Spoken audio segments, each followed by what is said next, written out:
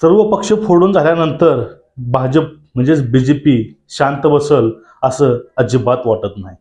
पूर्ण भारतामध्ये एक जे रणनीती आहे ती बीजेपीनं अवलंबली आहे आणि ती रणनीती म्हणजे काय, फोडा आणि राज्य करा। सत्ता टिकवण्यासाठी आतापर्यंत महाराष्ट्रामध्ये 2 युत्या फोडल्या गेल्या।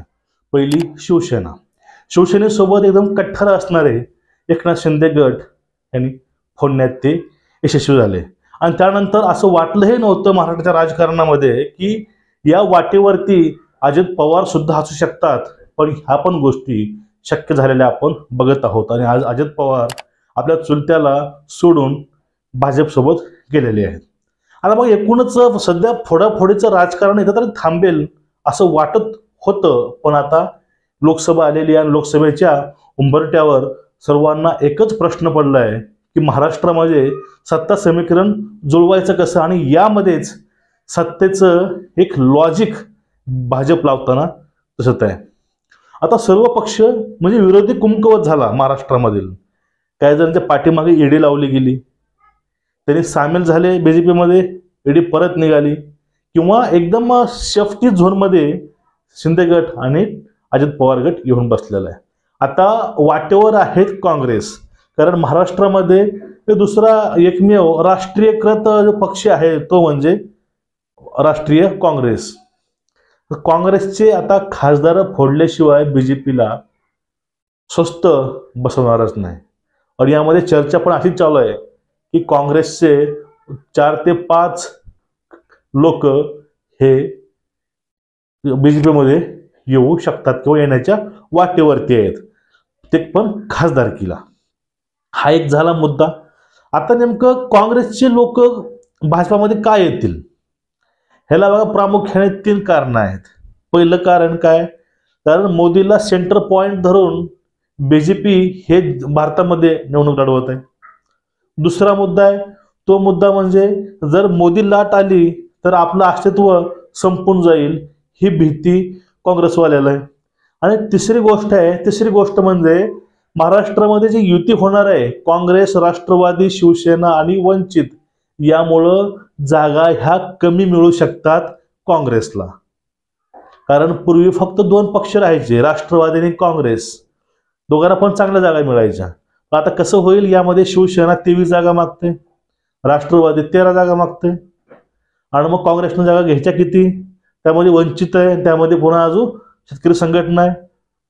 त्यामुळं आता जागेचा तिढा निर्माण होऊन काही तिथले जे नेते मंडळी आहेत ते नाराज होऊन ते यशस्वी दल बदलून ते भाजपमध्ये जाऊ शकतात। हे शक्यता नाकारता येत नाही आणि वारंवार बीजेपी मधून एक वक्तव्य वारंवार आपल्याला ऐकायला मिळते, ते वक्तव्य म्हणजे काय की लवकरच महाराष्ट्राच्या राजकारणामध्ये एक मोठी उलथापालथ होणार आहे।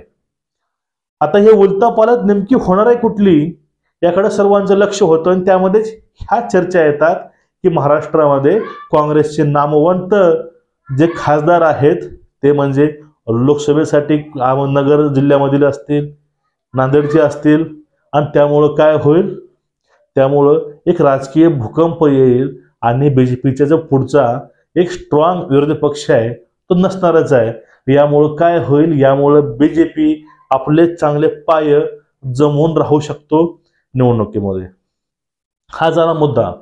आणि पुढला मुद्दा काय, तो मुद्दा बघा, जर ह्या महाविकास आघाडीमध्ये वंचित आलं तर अजून कोंडी यांची होईल काँग्रेसवाल्याची, कारण वंचितचं वर्चस्व महाराष्ट्रामध्ये चांगलं आहे आणि याला वारंवार शिवसेना ठाकरे गट समोर आणण्याचा प्रयत्न करत आहे आणि प्रत्येक वेळी सांगतोय की आमच्या सोबत वंचित आहेत, वंचितची आणि आमची युती आहे।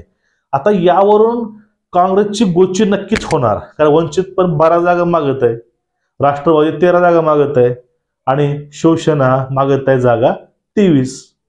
हे असं एकूणच ह्या समीकरणामुळे काँग्रेसचे खासदार जे नामवंत नेते आहेत ते नेते आपला पक्ष सोडून बीजेपीच्या तिकिटावर निवडणूक लढवणार हे मात्र नक्की आहे। आता यावरती बाकीचा जो निर्णय आहे ते निर्णय लवकर आपल्याला बघायला मिळेल, कारण वारंवार सर्व माध्यमातून एकच गोष्ट आपल्याला ऐकायला मिळते, ते गोष्ट म्हणजे काय? ते गोष्ट म्हणजे की महाराष्ट्राच्या राजकारणामध्ये मोठा राजकीय भूकंप होण्याची शक्यता आहे. आणि त्यामधून अजून एक गोष्ट समोर येते, ती गोष्ट म्हणजे काय? की बारामतीमधून सुद्धा अजून परत दुसरा राष्ट्रवादी गट लवकरच बाहेर पडेल, याविषयी सुद्धा विधानं आणि चर्चा ही राजकीय वर्तुळामध्ये आलेली आहे.